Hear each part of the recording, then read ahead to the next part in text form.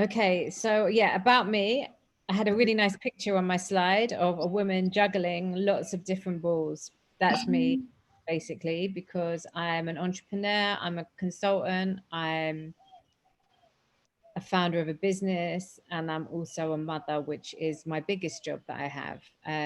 So for me, all my other jobs work around my children. So you may see them coming. I'm sitting outside, but my children are always around. We're in confinement and I'm homeschooling at the moment.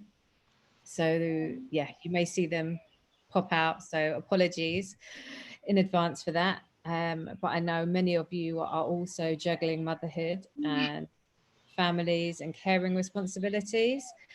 And I think that's also a really important part of why we are entrepreneurs and why we do what we do. And also why I do what I do, because I want to empower other women to have the lives that they want so that they can spend time with their children. They can go to the parents' evening, they can go to the school play. But yeah, at Future of Females Invest, what we do is we create financial opportunity for African women. And we do that by working with entrepreneurs to get them investment ready. We've got a number of programs that we offer, right through to getting your idea out of your head, to incubation, to growing your business and becoming investor ready and pitching to investors. And why do we do this? We do this because women aren't being invested in at the same rate as men are. We don't have enough women who are investors and who are on investment committees and making decisions about finances. And women do run really impressive businesses. We know that women are smart bets. We know that women return more on their investment. I had a conversation with a bank yesterday who have got lots of different products, lending products for women. And they have a 96% repayment rate from women. And they only have a 70% repayment rate from male-led businesses. So what does that tell you? That tells you that women are safe pairs of hands for money, and they really, really do want to pay back the money. If they take money, they will do what they say they will do with it, and they will make their business a success. I mean, on the other hand, I hear when I'm working with investors, I've heard awful stories from investors of how they don't necessarily want to invest in women because they're too risky. They might get pregnant. They might be too emotional. They might be all of these things. So my answer to them is always invest in the woman. I'm just going to try and share this document with you now, but I don't know how to share.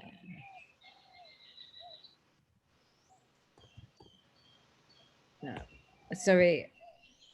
I actually can't do two things at once right now. And you know, us women, we can do everything. Sending this right now. I'm sending this I think we'll just wait for you to send it and then we'll continue. Yep. It's sending, yeah, it's shared with you. Okay. To my email box? Yeah. Okay, that's fine.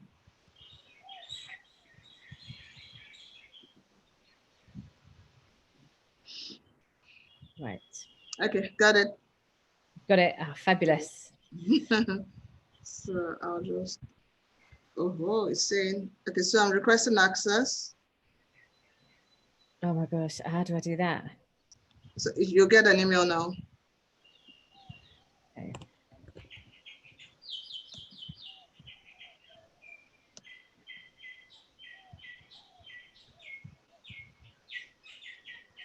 I don't think I have received that email. Yeah, I have received it. Sorry. Okay.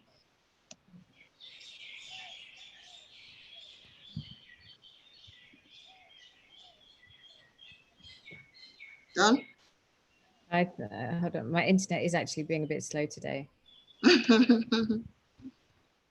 That's one of the challenges we face in Africa. It's done. Okay, all right. So fantastic.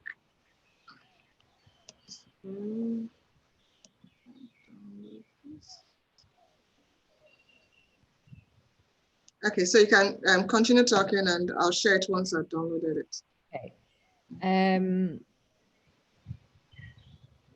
Yes, so women are great investments, and so we exist to connect women to investors and give women the skills that they need to become investment ready by building really solid businesses.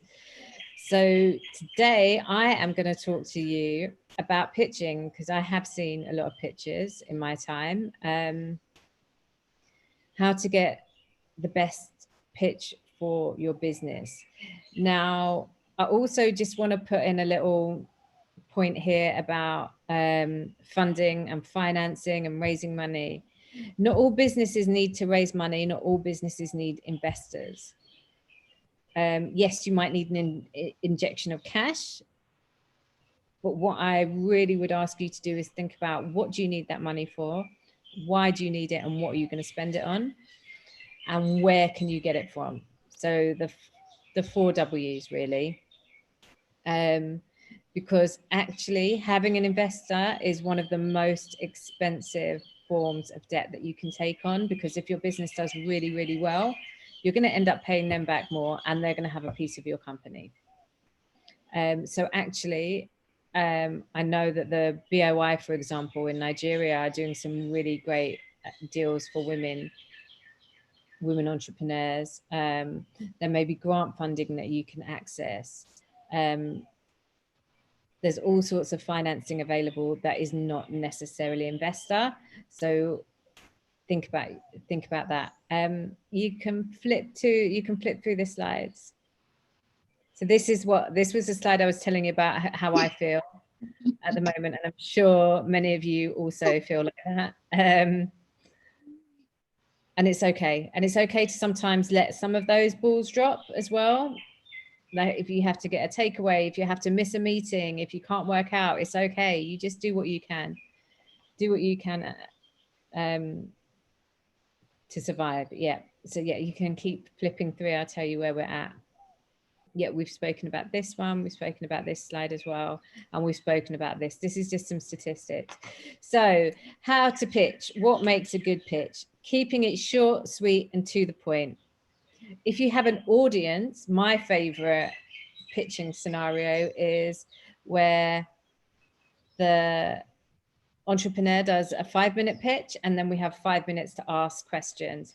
That feels to me like a good time to get to know a business and a good time to ask questions that haven't been covered within their pitch deck or pitching. 5 minutes is actually quite a long time. So I'd also advise you to have a 30-second pitch, a 3-minute pitch, and a 5-minute pitch. A 30-second pitch, if you can, go through the slide, because I think there's a slide about this. Okay. Yeah, so the goal of your pitch is always to sell your product, your company, and yourself in a very short space of time. It's all, and when I say yourself, it's to get them to like you, because people buy people. So your product might not be the best, it might not be refined, it might not be complete. I'm just showing you this pen. It's got no packaging at the moment, but you know what? It's a really awesome pen, and it changes color. And this is my prototype at the moment. But if they like me, they're going to also like my pen. So think about how you're presenting yourself. Think about how you're talking to people. Think about how you're introducing yourself. And again, I have a lot of people introduce themselves to me. And also you in your day-to-day lives must have people introduce yourself to you also. And sometimes it's that first question or that first comment, and you're either immediately taken back or you're immediately enamored to that person. And for me, if somebody asks me something straight away, like can you do this for me? That's always a no-no. But if they are, oh, how are you? Or let me tell you about this, or they strike up some sort of small talk conversation that is interesting, and we build a rapport, that is the start of a relationship. Next slide, please.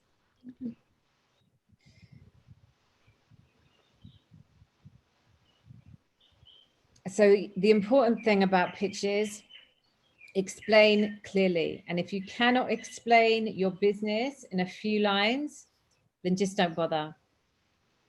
Like, nobody wants to be stood there for hours listening to you explain about your product. I want to know what it does, how much it costs, where can I buy it, and who's going to buy it, and why it's a good idea. Like 5 things maximum. And those need to be addressed clearly and succinctly. I don't care how many years experience you have right now in our first conversation, you know, it will get there. But what I want to know is what you're doing and why you're doing it. Next slide, please.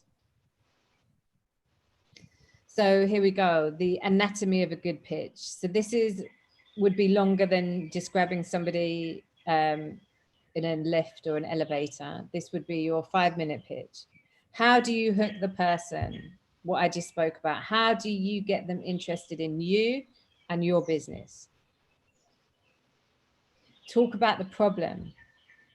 You know, what I often do is I say, did you know that only 2% of venture capital goes to women? And that statistic is enough to usually shock people into listening. So think about something that's either funny or fact-based that is really going to define your problem and say why your product is needed. So yeah, the next thing is your solution. So your demo, what is it? How are you solving this problem? How big is your market? Who is buying? Your market sizes, who can potentially buy this? So for us, it's women. Women are 50% of the world, but we can drill that down further. Your business model is who's going to buy it, at what price are they going to buy it, what's your profit margin, who are your customers, and your traction. And you have to be honest here because people will check you out. So how much success have you had so far? Have you worked, are your products available in Walmart? Are they available? You know what? Yes, I sell them on the market. I'm a market seller, but you know what? I sell 100 of my products per day on the market. That's traction, and that's honest traction. So you've got 100 customers per day giving you this amount of money. Competition. Who else does what you does? Or who else does what you does? Who else does what you do?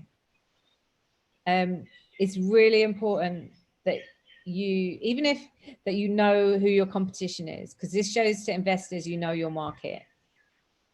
Even if you feel that there's nobody doing exactly what you're doing, look for comparators, look at companies offering similar things to you, and look at maybe why you're different. So for us, Pawan could be a competition, but we would see them more as a collaborator. And we would say, we are working with this organization because they work with very early stage entrepreneurs. So they're building the pipeline of investable women for us.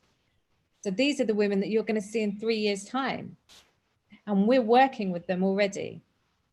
So think about how you're telling your story and your team. Always talk about your team, talk about you, talk about why you're the best person to lead your team without being arrogant, and who else and the skills that you have on your team. But also in pitches, it's nice to be honest and say, well, these are the skills that are missing, and this is what we might be looking for somebody to come on board and do, either as a co-founder, as a partner, or these are the posts that we're going to be hiring for soon. And then what you ask for. We're going to cover these all in more detail, what you ask for. Next slide, please. So the hook, as I said, the hook, it could be a fact, it could be a figure, it could be a picture if it's on a pitch deck, because your picture does, you know, it can make people laugh, it can make people cry, and it can evoke emotion in them. And your first 30 seconds of your pitch is the most important part of it. So next slide, please. I've actually gone through these. Yeah, think about the problem you're solving. Can you just flick through? I forgot that I did these slides. The problem, yeah. So here we go. Yeah, the solution. Yes, you can stop here. Okay. So yeah, so your solution, always try and explain your solution as clearly and as succinctly as possible. So what we try and say is do it in a tweet, which is 140 characters. So do it very, very simply so your audience understands what you're selling. Next slide. Business model, the money. Yeah, we've spoken about all this. So you can keep flicking through, sorry. Okay. Yeah, I should keep going. Yeah, keep going. Okay, sorry, market size. Let's stop at market size because I can go into more detail about this. So your market size. This is really, really important because this is usually what makes or breaks an investment. Who are the people that are buying your product? How much do they pay? When do they pay? Is it a one-off? And if it's, for example, if it's a one-off $10 piece that they only buy once a year, then you need to think about how many $10 pieces you need to sell over a year. However, if it's like a monthly $10 subscription, then that becomes more attractive to an investor because that's $120 a year per person. So you have to think about all these things within your revenue model. And also look at other markets, look at how you can learn from other companies in the same sector as you about how do they price, how do they acquire their customers. Next slide, please. So yeah, this is what I was saying. So think about your volume, think about how often they buy, when they buy, how many you have to sell to break even. Think about how much it costs to acquire your customers and how much it costs to build your product. So for example, if I'm selling this pen and it's $1, I sell it for $1, but it cost me 20 cents to make, that's 80 cents that should be in my profit margin. However, if I'm spending $1 in advertising for every pen that I'm selling, I'm making a loss of 20 cents. So that doesn't make sense. So you have to look at all your costs and see that they align. Next slide, please. So how do you know your market wants your product? This is where you have to actually talk to people, but not only talk to people, but look at the data. I love this quote from Henry Ford. Henry Ford, the guy who set up Ford Motor Companies in the USA a long time ago. And he said if he had asked his customer what they wanted, they would have said a faster horse because they didn't know what cars were. He was a real market disruptor. So what he had to do was build it and test it. And he built it, he tested it, people bought the product, people kept buying the product. So that showed he had cracked the market. You can't just build products that your customers want and then they don't buy. So you have to strike a balance between, like it says here, the number of people that like your page versus the number of people that are actually buying things from your company, the number of customers you have. And be honest, because investors will check and they can check. Next slide, please. Your team, I've created my dream team. Always put on your slides who's in your team. So we have Rebecca here, the founder of Apps Tech and an incredible woman entrepreneur. who's our CTO, our Chief Technological Officer. We have Oprah as our CEO, and we have Marcia, who's as our COO, who set up the Boardroom Africa. So this is our dream team. Well, this is my dream team in my dreams. So yeah, put your team down, their experience, their expertise, and a lovely picture of them as well, so that the people who you're pitching with can see your team and can really connect with them.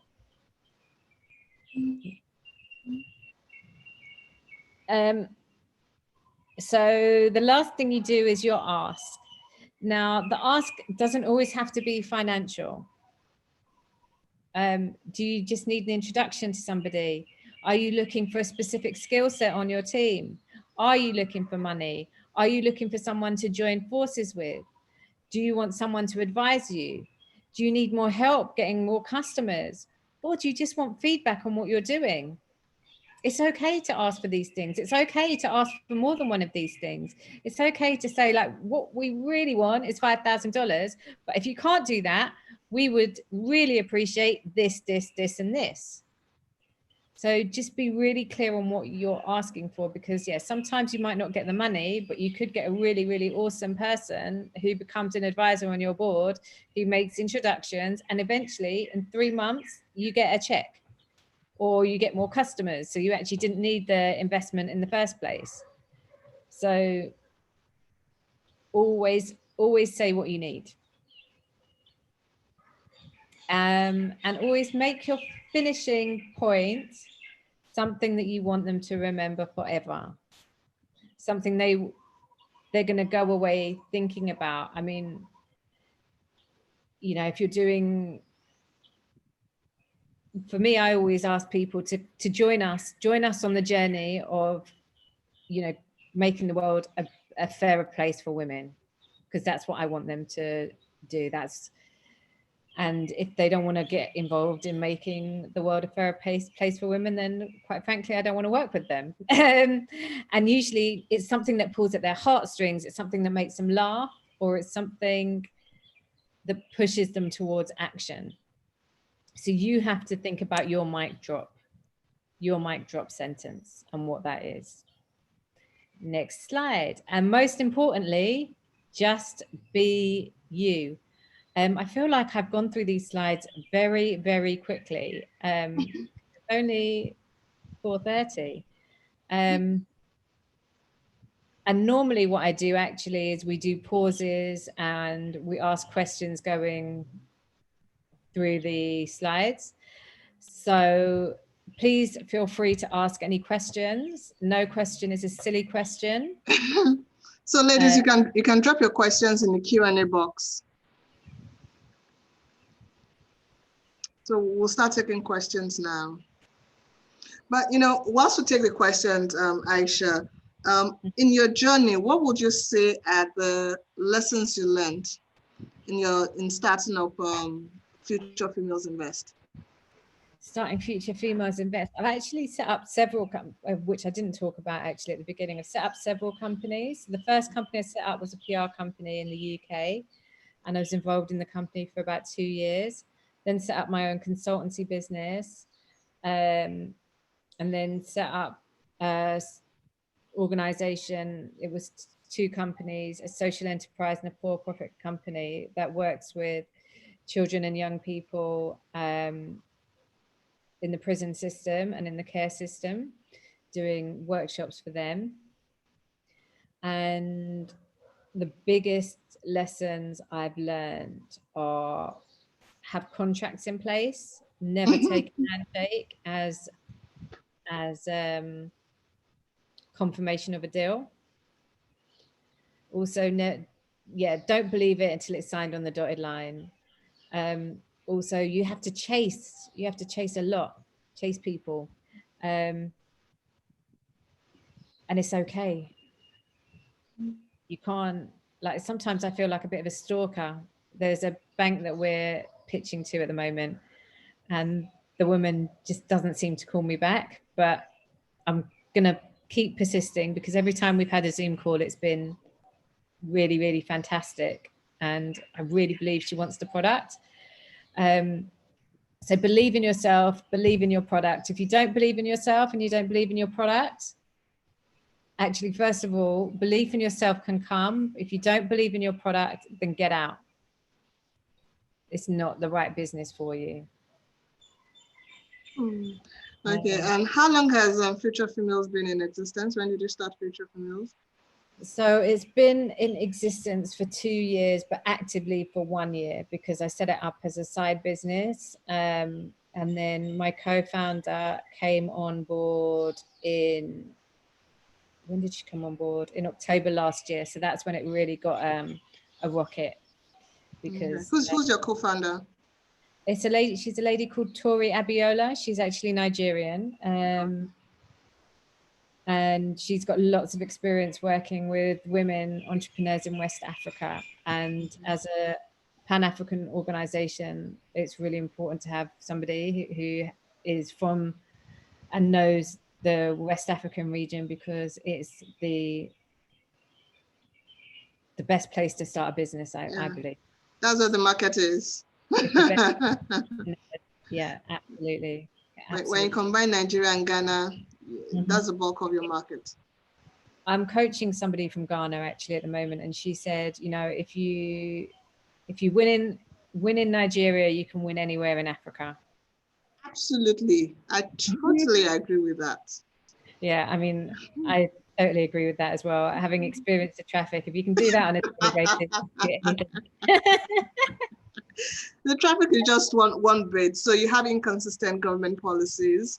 Yes. You have bureaucracies in the federal ministries. I mean, just some systemic challenges that just make it quite tough to be an entrepreneur in Nigeria.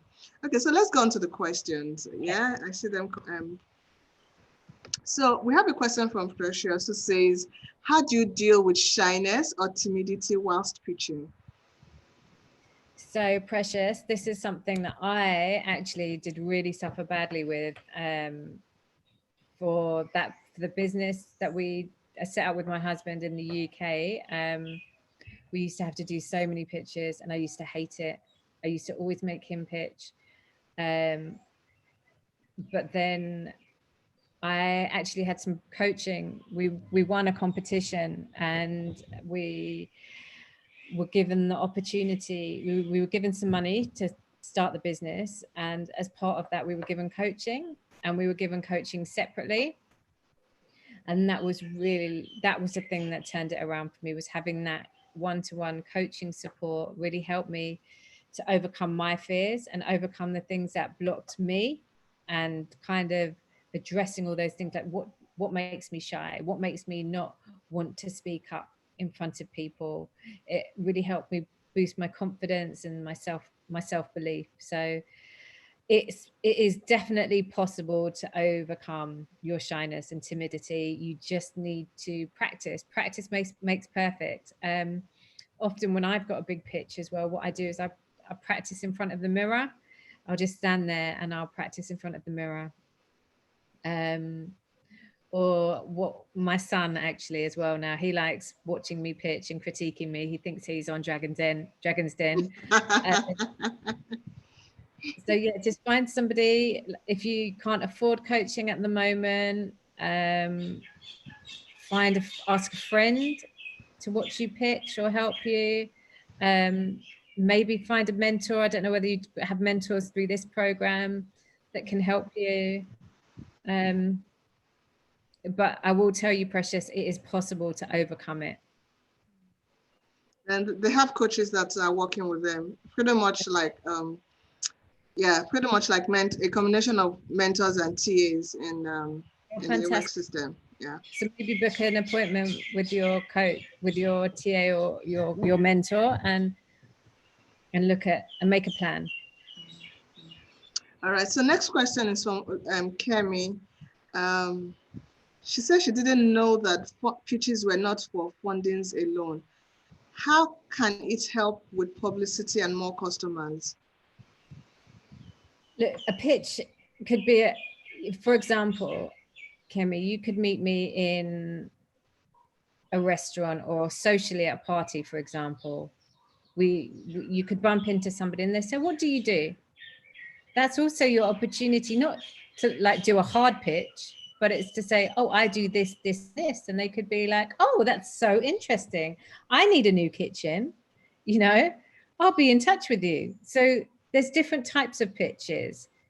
So the introductory pitches, the pitches for competitions, the pitches for funding, your business cases. I mean, every time we have a conversation with somebody, it's a pitch. Okay. Does that, I hope that answers the question. Yes, yes, it does. I think what we all need to see, pitching is not just pitching for investment. Pitching is selling your business so that customers buy, so that stakeholders commit to working with you. And then lastly, I mean, in investment cases, so that your investors would be interested in doing business with you. Okay, so we have another question from another Precious who says, at the beginning, you said not every business needs an investor for the business. Okay, said not every business needs an investor. For the businesses that don't know how they can get, I mean, okay, so pretty much she's saying, if we don't need an investor, what are the alternative sources of getting funds or raising capital? So I guess it depends on what your business is and it depends on where you are. As I said, the BOI in Nigeria have got some pretty good products for women at the moment. We're not affiliated with the BOI at all. I was just doing some research the other day and I came across what they're doing. They have some very low interest rate loans. I think there's another product that's almost a forgivable loan. It's in like an impact loan. So they loan you the money, but then it turns into a grant if you reach their impact thresholds. You know, you have to do your research and there's so much out there on Google. You need to look at what country you're based in, what state of that country you're based in, who are the finance providers. When I was in Nigeria, I met Ren Money and they're a micro lender. So they lend small amounts. I think they're bringing out a product for women entrepreneurs. So stay ahead and look, like, don't just look at the bank that you bank with.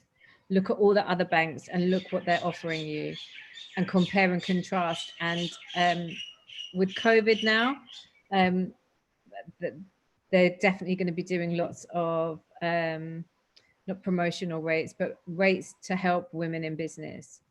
And also investors now are probably a bit more wary of doing investments, especially early stage investments.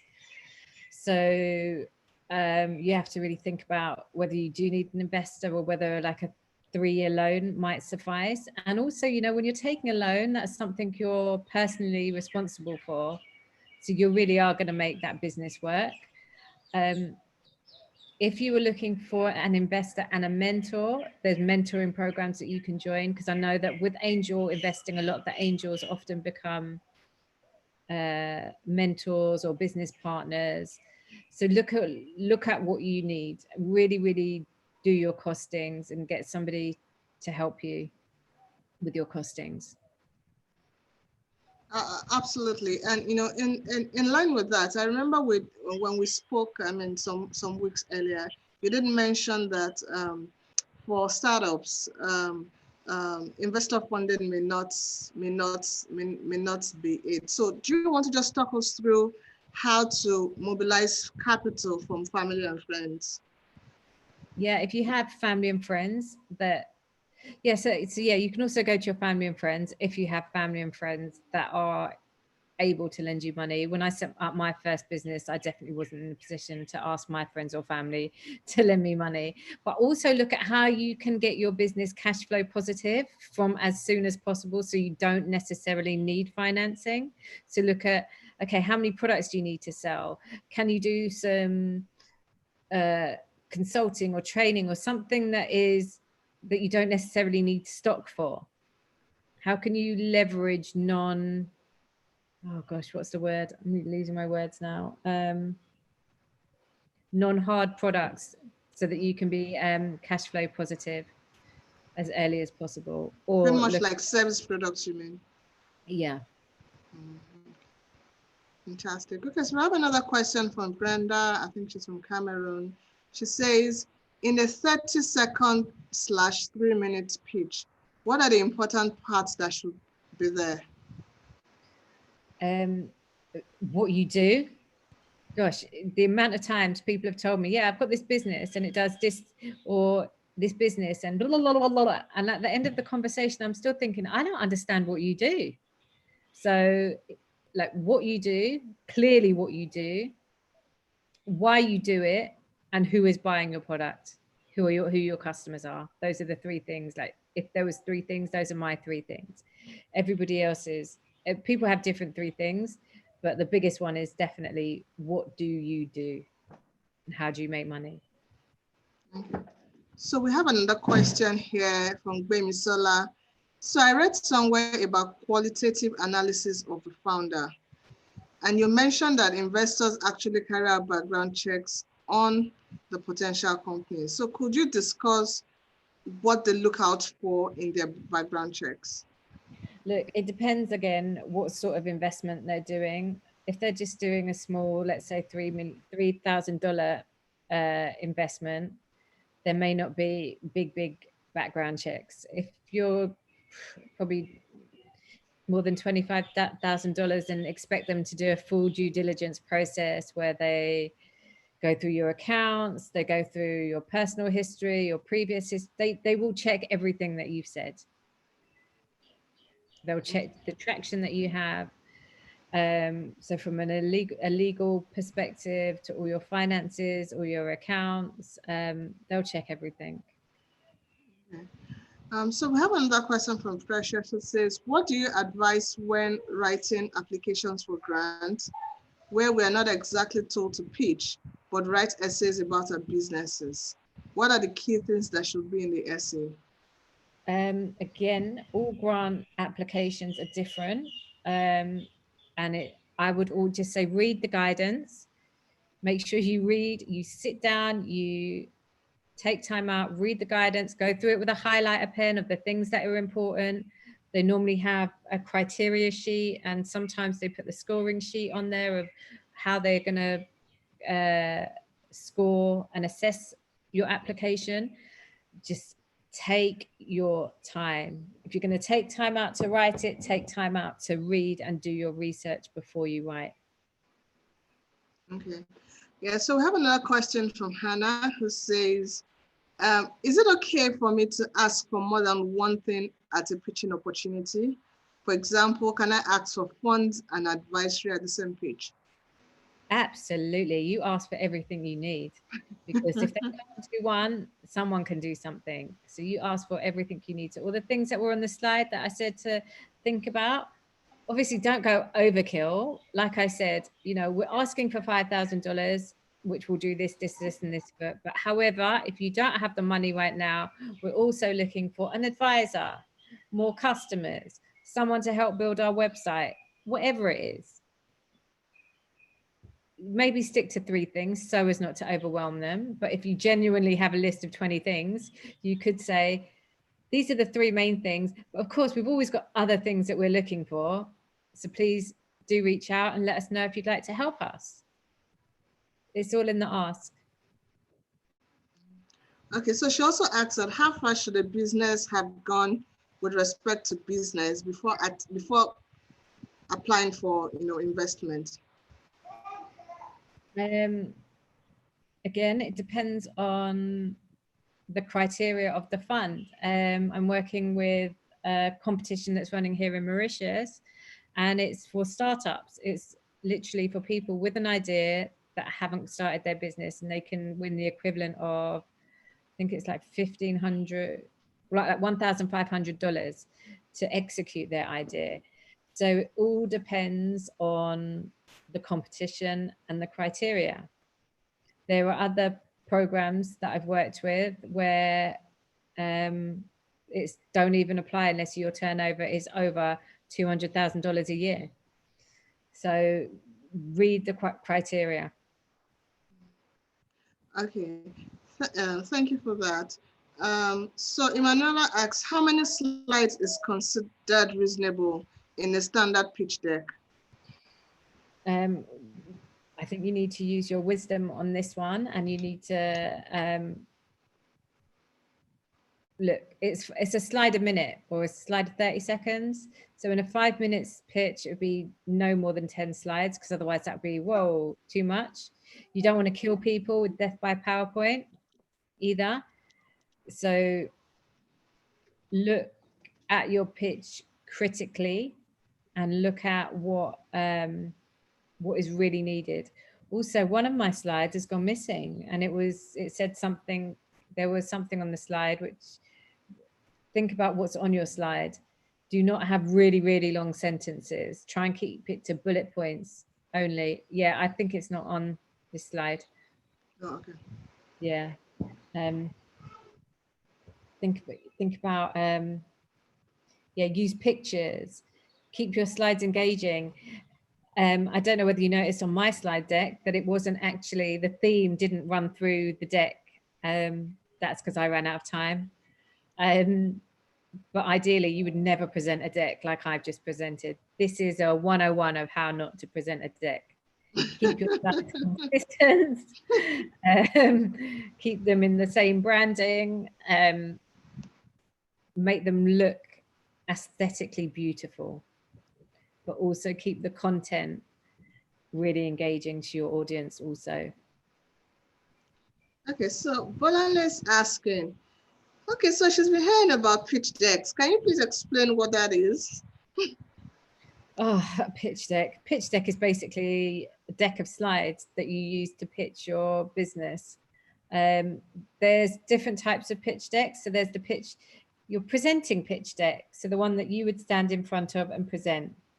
You also have one called a self-read pitch deck, which would be the one that you would maybe send after you've done your pitch, or instead of doing your pitch to somebody that wants to have information about your company. So it's a self-reading deck, so they can read your deck and understand everything about your business. Fantastic. Okay, so that seems to be like, okay, so we have a final question. Oni, I think she's answered this before, but you know, I'll ask it anyways. She says, what are the essential things to put in a pitch you're doing for a grant? Pitch for a grant. Well, yes, as I said, it all depends on what you're pitching for in a grant. Are there set criteria, or is it you're just going to pitch to a room full of people? They'll usually give you guidelines, but generally follow that the same slide, the anatomy of a pitch, starting with the hook, the problem, the solution, blah, blah, blah, blah, blah. Follow that template. There was one on here. If in pitching, if I'm yet to have a team, what should I be talking about the team? Oh, okay. I must have missed that. For that one, yeah. If you haven't got your team yet, talk about you and your experience. What qualifies you to be the founder of this organization? What skills do you have? And then you can have question marks there, or you don't even need to have question marks. You need somebody with excellent marketing skills. You need somebody with excellent technology skills. Yeah, so talk about what your plans for, what your plans are to build your team. Okay. I see another question from Brenda. She says, for a business that's just starting a new product, how do you show traction considering that there's been no sales? Business with no traction. Okay, so I would, in that case, I would get some customer feedback, and I'd use some metrics like how many people are liking me on social media, how many people filled out this survey, X amount of people filled out this survey and said that they need this, and this, and our product does this, and this. I would also look at comparators in the market, people that are doing similar things, how much, what stages their business are at, what sort of profits are they making, and compare your business to that. It's not ideal, but it shows that you understand your market and your audience. But then I'm asking, I mean, will an investor invest in a business that has not shown traction? I don't think that's very likely. What's It's not very likely, but it all depends. It does depend. Sometimes people do take a risk if they like the person and if they like their track record, if they've done something really amazing before. If they personally believe in the solution, they might do. Okay. It's very unlikely, but it could happen. Okay. All right then. So I guess we've okay. So your business plan is different from your pitch deck. I guess we've talked about this before. Yeah, your business plan is different to your pitch deck. It's different from. All right then. All too soon, we've come to the end of our session, ladies. Thank you so much, Aisha. It's been a pleasure, having this session with you. Thank you for honoring our invite. And please stay safe. You're on day what of the lockdown in Mauritius now? No, I think we're on day 58. We're only allowed to go out twice a week to go shopping. And any indication as to when the lockdown will be lifted? 1st of June, possibly. 1st of June. Wow. So you have like another two weeks? And we have 0 cases here in Mauritius. So what's the lockdown for? Who knows? But it was a real pleasure. I hope that this can be of use to you in your businesses. Absolutely. I mean, a lot of participants, if you look at the chat box, they're quite excited. I'm sure it's been very useful. Also, even for me, I've learned quite 1 or 2 things from this session. Thank you so much, Aisha. It's a pleasure. Thank you so much. My pleasure. Thank you. Take care. Have a lovely evening, lovely day. And you too. Enjoy the rest of your day. Thank you. Bye. Bye. Bye. Bye. Okay, so bye, ladies. We'll be sending you emails by tomorrow morning.